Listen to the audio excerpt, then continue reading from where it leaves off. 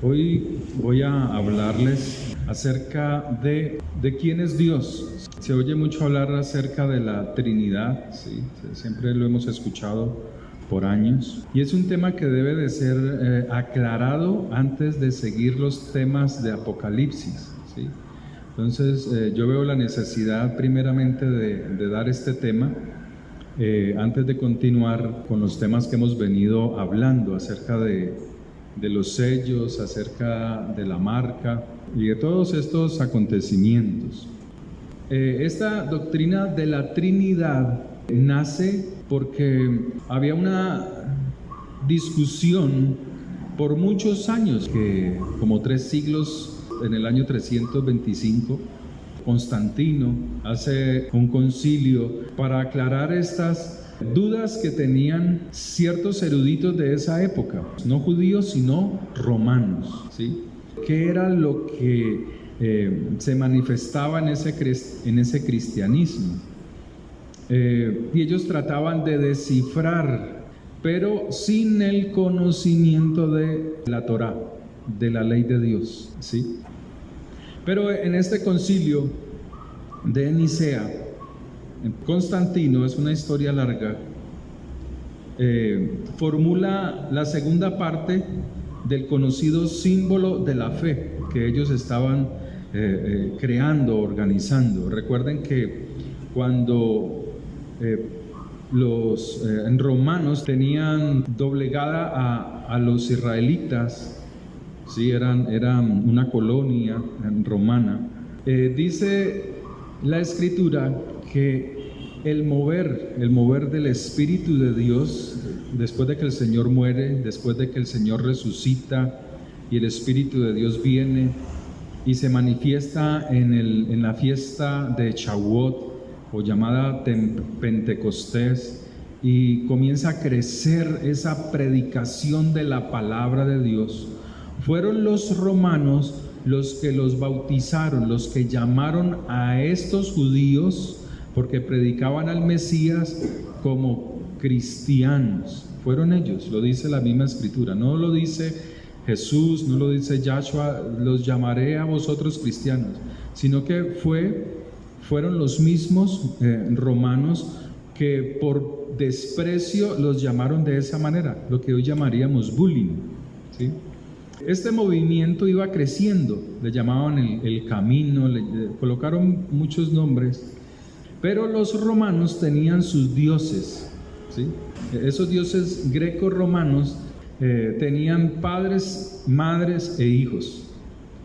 Entonces ellos tratan de convencer a aquellos cristianos sin conocimiento de la ley de Dios, sin conocimiento de la Torá, de los profetas, mostrándoles que la religión que ellos estaban practicando era igual a la grecorromana, ¿sí? Entonces muchos de ellos, como no tenían el conocimiento de las Escrituras, pues acceden, se va contaminando esa predicación, y entonces comienza a surgir, o María viene a ser esa diosa, viene a ser le dan ese lugar principal dentro de esa misma religión. Constantino concluye en determinado tiempo la divinidad del Espíritu de Dios, ¿sí? Dándole la misma igualdad al Espíritu de Dios, al Padre y del Mesías, y se establece formalmente la doctrina de la Trinidad, ¿sí? 3 dioses y un solo Dios verdadero, o 3 personas y un solo Dios verdadero. Pero al surgir este decreto o esta fórmula que él mismo da, se levantan sobre ellos opositores, y esos opositores arremeten cruelmente contra los que tenían estas doctrinas, o esta doctrina acerca de 3 personas y un solo Dios verdadero. Y comienzan muchos debates, pero eran situaciones muy fuertes, porque era enfrentamientos físicamente. Entonces ellos tienen que dar soluciones a esta doctrina, esta religión que se estaba levantando, que era el cristianismo. Empieza a buscar cómo darle solución a eso. Cuando uno mira la doctrina de la Trinidad a través de las Escrituras, pues pienso yo, y creo por lo que uno lee en las Escrituras, pues que la palabra Trinidad es la palabra que produce confusión, porque ni siquiera los que predican o tratan de explicar la Trinidad de Dios la pueden explicar. Uno ha escuchado videos del uno, del otro, y ninguno puede explicarla. O sea, no se puede explicar por qué. Sencillamente porque son razonamientos humanos, pensamientos humanos tratando de explicar la divinidad de Dios en su propia humanidad. Entonces, por ejemplo, en el diccionario CLIE nos habla de la Trinidad. Por aquí nos dice algo así. Dice, el dogma de la Trinidad ha suscitado numerosas controversias y ensayos de explicación. Sin embargo, el creyente debe aceptar que un ser finito no puede abarcar al infinito. ¿Quién puede sondear tal hondura acerca de nuestro mismo ser? Pablo menciona el espíritu, el alma y el cuerpo, y no nos es posible determinar cómo están unidos y cómo tres esencias, o sea, está hablando del hombre, llegan a formar una sola persona.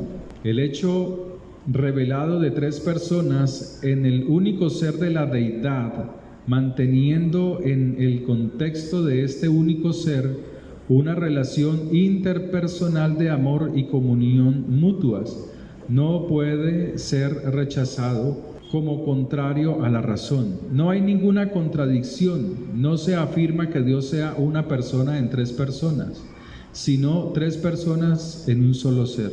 Esto no es contradictorio, supera la razón humana, pero no milita contra ella.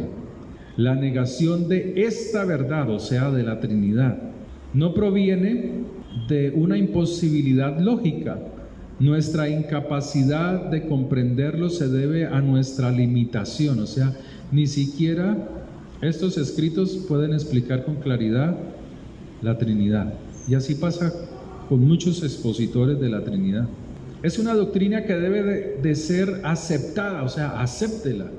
O sea, de alguna manera acéptela. Y eso es lo que ha pasado a través del tiempo. A través de los años, cuando fuimos niños, lo que más nos inculcaron fue la Trinidad de Dios. Y eso forma una estructura en nuestra mente que luego es difícil de sacar. Y entonces uno escucha hoy en día, ¿esta iglesia es trinitaria o es unitaria? Para poder congregarse. Y a uno le preguntan eso. No comprenden las escrituras, porque solamente estudian unos versículos, pocos versículos. Y con eso hacen una gran verdad. Entonces, es una doctrina que debe de ser, dice este diccionario bíblico CLIE, es una doctrina que debe ser aceptada, aunque no pueda ser comprendida, como tampoco puede ser comprendida la existencia eterna de Dios, la maravilla de su creación, como el hombre no puede comprender su propia naturaleza. Pues para eso están las escrituras, para que comprendamos precisamente eso, nuestra naturaleza, pero aquí dice que no. La misma realidad ignorada por nuestra familiaridad con ella es incomprensible. Cuanto más las riquezas del ser de Dios, que Él se ha placido en comunicarnos en cierta medida. La respuesta ante este misterio, así, revelado en la Biblia, es la adoración al Dios único y verdadero, Padre e Hijo y Espíritu Santo. Eso está en la página 1171 del diccionario CLIE, Nuevo Diccionario Ilustrado. Es un diccionario que tengo hace, pues, yo creo que más de 20 años. La Trinidad, en estos argumentos, se basa que Dios y Jesús y el ser tripartito está desde el principio de la creación. Eso es cierto. Es cierto que el Padre, el Hijo y el Espíritu de Dios están desde la eternidad, más en el principio de la creación, pero no se trata de una numerología como lo muestra la Trinidad, el 1, el 2 y el 3, o la primera persona, la segunda persona y la tercera persona de la Trinidad. Por esa razón uno debe de mirar las Escrituras. ¿Qué nos dice las Escrituras? ¿Qué nos dice el mismo Jesús? ¿Qué nos dice la palabra de Dios acerca de Él? En primera carta de Juan 5 nos dice lo siguiente: todo aquel que cree que Jesús es el Mesías es nacido de Dios, y todo aquel que ama al que engendró, ama también al que ha sido engendrado por Él. En esto conocemos que amamos a los hijos de Dios cuando amamos a Dios y guardamos sus mandamientos. Pues este es el amor de Dios, que guardemos sus mandamientos, y sus mandamientos no son gravosos, porque todo lo que es nacido de Dios vence al mundo, y esta es la victoria que ha vencido al mundo. ¿Quién es el que vence al mundo sino el que cree que Yeshua es el Hijo de Dios? Este es Jesucristo, que vino mediante agua y sangre, no mediante agua solamente, o sea, no para arrepentimiento solamente, sino para tener una relación con Él, una relación íntima con Él, en su sangre. Él dio la vida, nosotros damos nuestra vida por Él, o sea, dejamos y nos apartamos del viejo hombre, sino mediante agua y sangre, y el Espíritu es el que da testimonio, pero aquí es Espíritu con E mayúscula, el Espíritu Santo, porque el Espíritu es la verdad. Porque tres son los que dan testimonio en el cielo: el Padre, el Verbo y el Espíritu Santo. Pero luego dice, y estos tres son uno, ¿sí? Porque muchos llegan solamente hasta el Espíritu Santo, no continúan, ¿no? Eso lo vimos aquí. Y tres son los que dan testimonio en la tierra: el Espíritu, el agua y la sangre. Juan el Bautista predicaba, lanzaba la palabra, y por la palabra que tiene el Espíritu de Dios, mucha gente entraba en arrepentimiento. Y al salir de las aguas tenían que buscar esa relación con el Señor a través de las Escrituras, ¿sí? Morir a lo terrenal.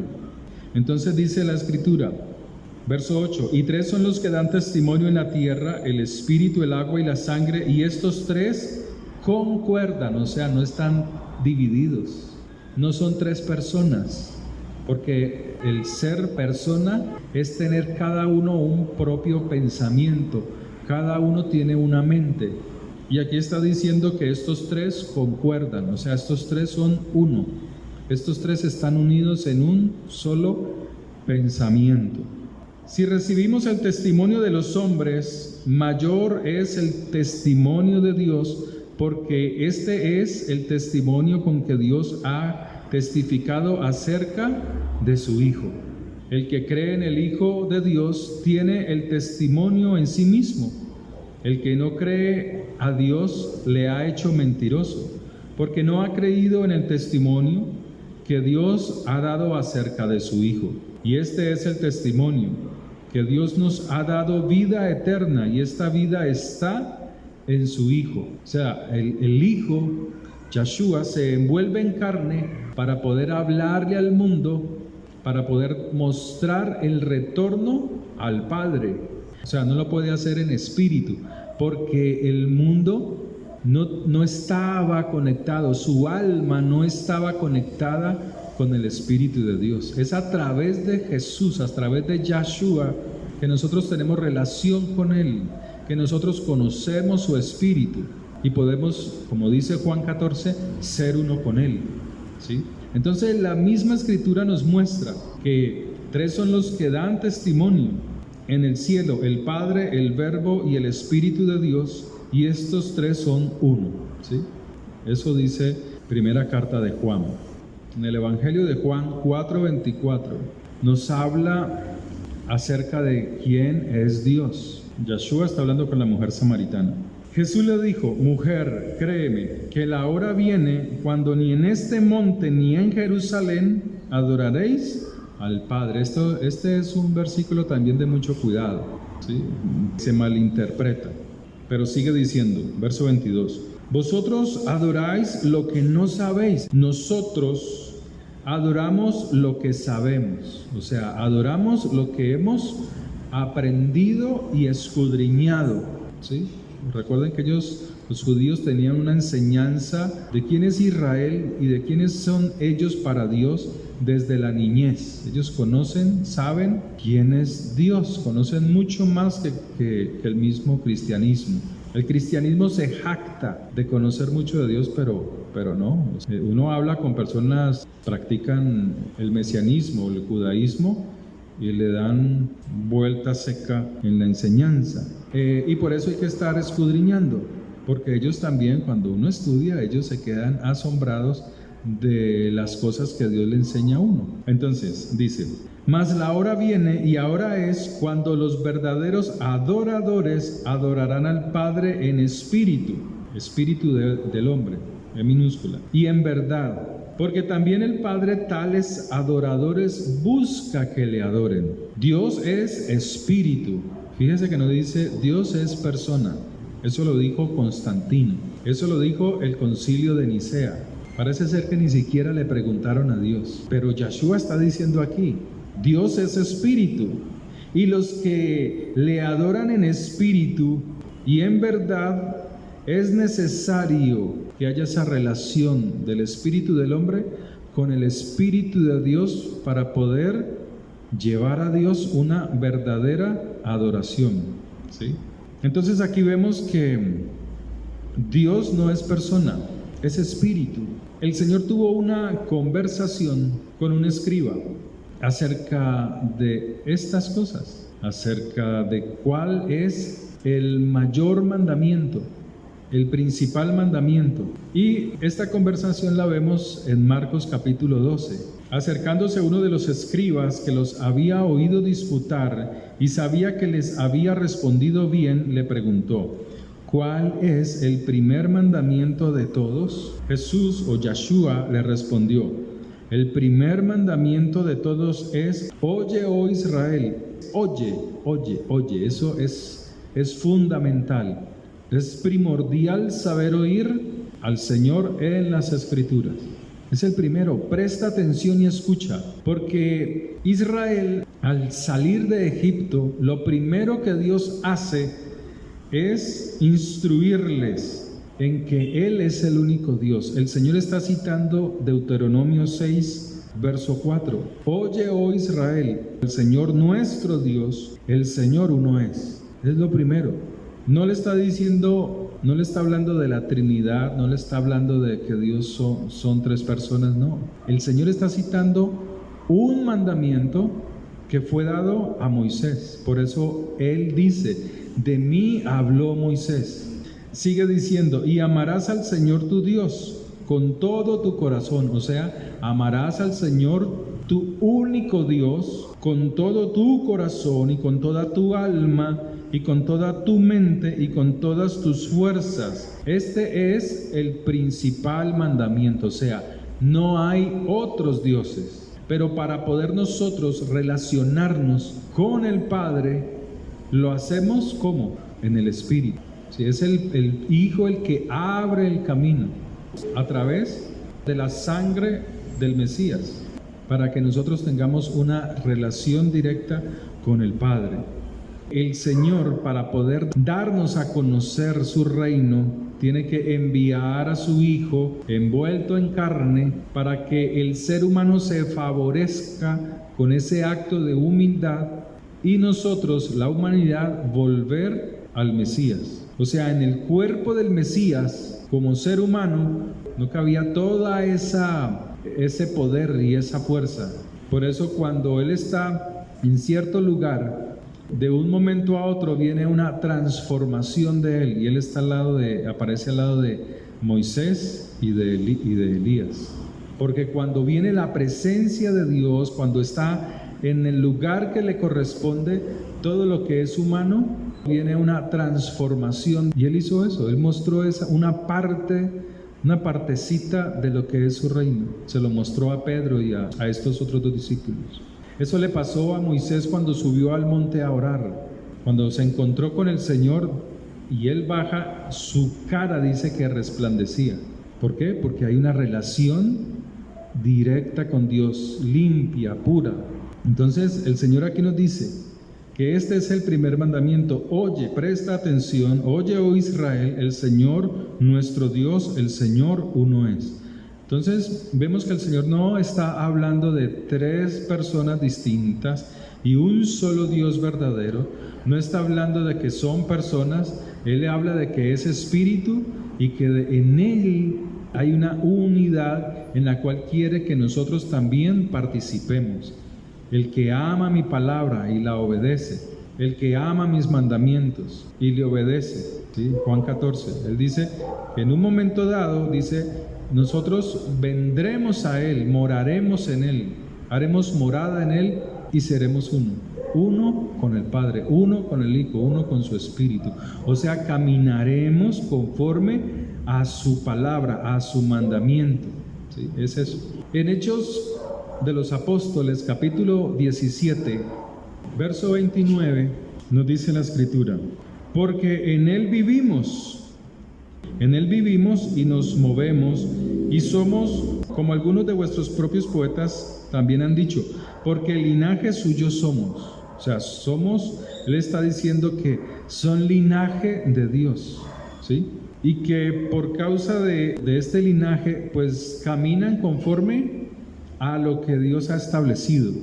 Y luego dice: siendo pues linaje de Dios, no debemos pensar que la divinidad sea semejante a oro o a plata o a piedra, escultura de arte y de imaginación de hombres. Y eso es lo que pasa con la doctrina de la Trinidad.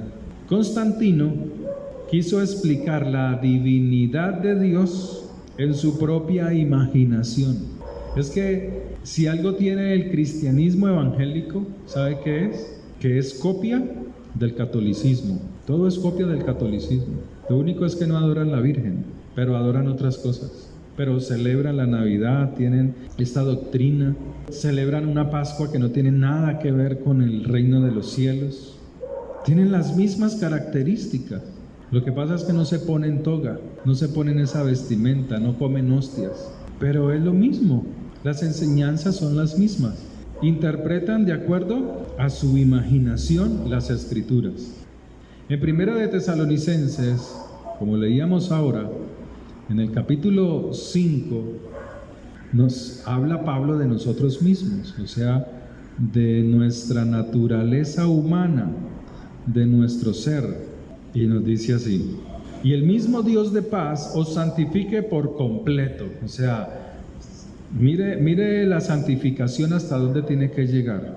Y todo vuestro ser, espíritu, alma y cuerpo. ¿Cuántas personas hay ahí? Una sola. Espíritu, alma y cuerpo, es nuestro ser. ¿Somos 3 personas? No, somos uno. Pero en nosotros, mi cuerpo es este es mi cuerpo. Entonces, a cada uno nos tocó el cuerpo que nos correspondió, ¿sí? Esta es la manifestación para estar en este mundo. Y este cuerpo tiene un alma, y el alma le gustan las cosas del mundo. El alma es muy inclinada a la carne, al mundo. Si usted llena el espíritu que tiene con una relación limpia delante de Dios, su alma se eleva y se comunica con Dios. O sea, su alma comienza a anhelar el reino de Dios. Pero si el espíritu se descuida, el espíritu humano se descuida y deja que su alma observe las cosas del mundo, entonces es el alma la que gobierna. Y entonces, ¿dónde se manifiestan esos deseos terrenales? En nuestro cuerpo. La doctrina de la Trinidad tiene una grande equivocación, y es esta: que es muy ridículo decir que Dios es uno, que Jesús, cuando estaba en el huerto de Getsemaní, al estar en aflicción, estaba orando hacia sí mismo. Miren la ignorancia tan grande. Ellos no comprenden que el mismo Señor tenía su propio espíritu. Mira lo que dice la Escritura. Mateo capítulo 27, verso 49. Pero los otros decían: deja, veamos si viene Elías a librarle. Preste atención a lo que sigue. Verso 50. Mas Yahshua, habiendo otra vez clamado a gran voz, entregó el espíritu. Pero mire que aquí espíritu es con E minúscula. Jesús, su carne, tiene su propio espíritu. Y así aparece en muchos otros pasajes de las Escrituras. Lo que pasa es que él tenía una relación íntima con el Espíritu de Dios, con el Padre, obedeciéndole, sometiendo su carne a la voluntad del Padre, estando vestido como un ser humano caído. Sometía toda su vida a caminar con el Padre hasta el punto que la Escritura dice que fue sin pecado. Pero la pregunta también es la pregunta de muchas personas, pero es una pregunta como de rechazo, como de una sabiduría humana, como que, pero Jesús estando en el Getsemaní se oraba a sí mismo. No, es porque ellos no comprenden que el Señor tiene su espíritu. Jesús, Yahshua, su carne tiene su propio espíritu, pero tenía una relación con el Espíritu de Dios y con el Padre. Juan 14:8 dice, verso 7, leámoslo desde el 7: si me conocéis, también a mi Padre conoceríais. Por eso es que muchos de ellos, de los que practican la Trinidad, ellos tienen que orar al Padre, al Hijo y al Espíritu Santo.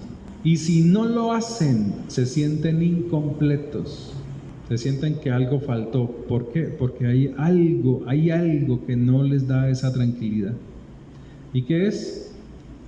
La falta de conocimiento de las Escrituras. Si me conociereis, también a mi Padre conoceríais. Y desde ahora le conocéis y le habéis visto. O sea, si ven al Hijo, están viendo al Padre. Mire la dicha de estos discípulos, de poder ver al Mesías y poder ver sus obras. Y el Señor poderles decir: ustedes quieren ver al Padre, mírenme a mí. Y ni así entendían quién era el que estaba con ellos. Felipe le dijo: Señor, muéstranos al Padre y nos basta. Yahshua le dijo, verso 9: tanto tiempo que estoy con vosotros y no me has conocido, Felipe. El que me ha visto a mí ha visto al Padre. ¿Cómo pues dices tú, muéstranos al Padre?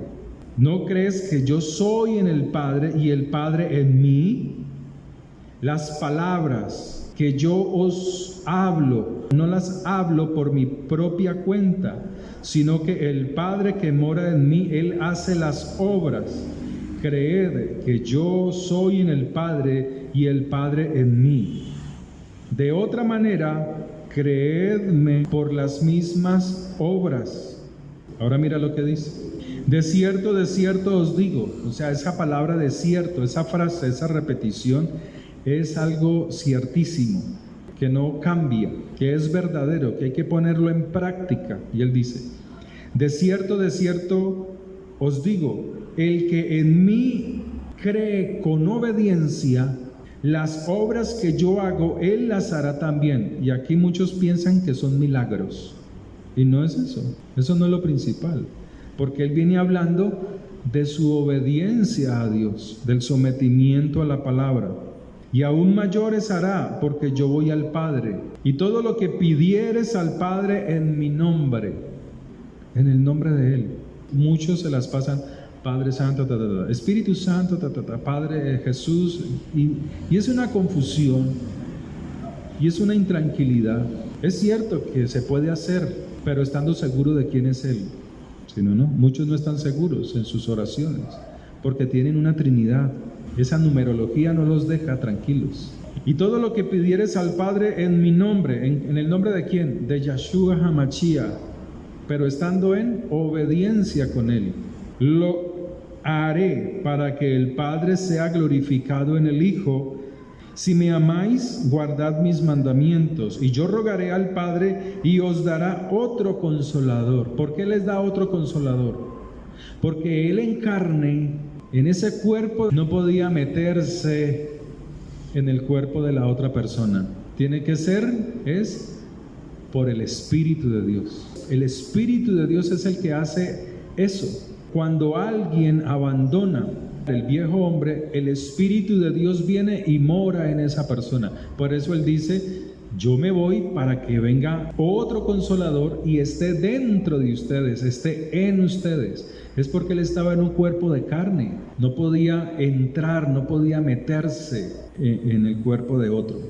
Entonces Él dice: yo rogaré al Padre y os dará otro consolador para que esté con vosotros para siempre.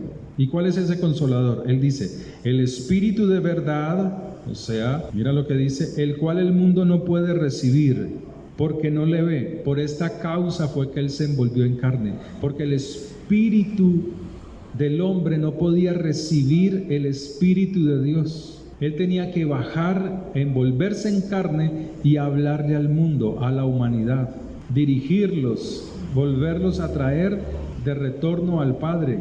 Entonces Él dice: porque no le ve ni le conoce, pero vosotros le conocéis, porque mora con vosotros y estará. Cuando Él suba, estará en vosotros. Eso es lo que Él está diciendo.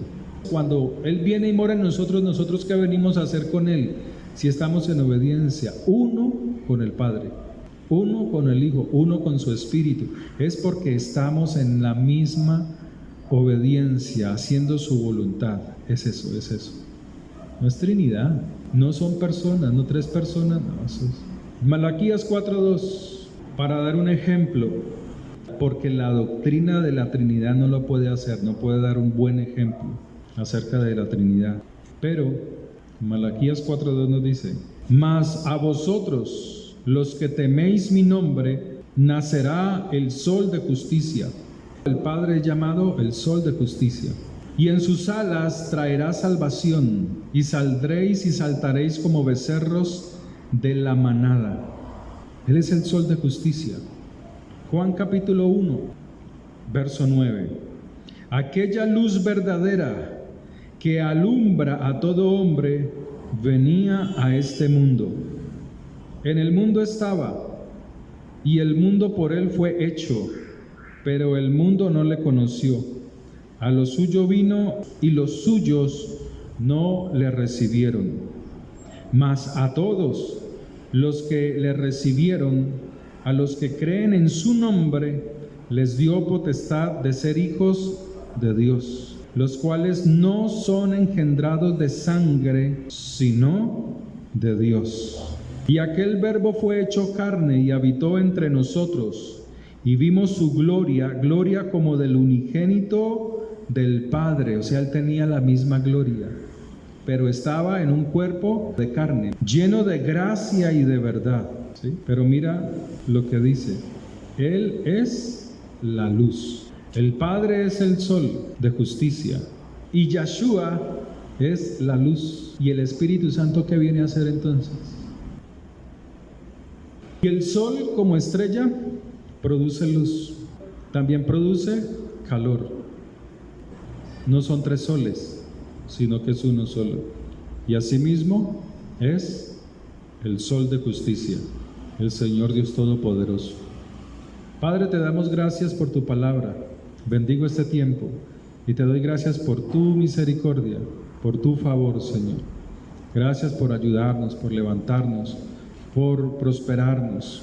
Bendigo a cada hermano, a cada vida, Señor, cada alma, en tu nombre. Llénanos de tu poder y de tu gracia, en el poder de la sangre de Yeshua HaMashiach. Y ayúdanos y fortalécenos, porque tuyo es el poder y la gloria. Amén y amén. Que el Señor les bendiga, hermanos.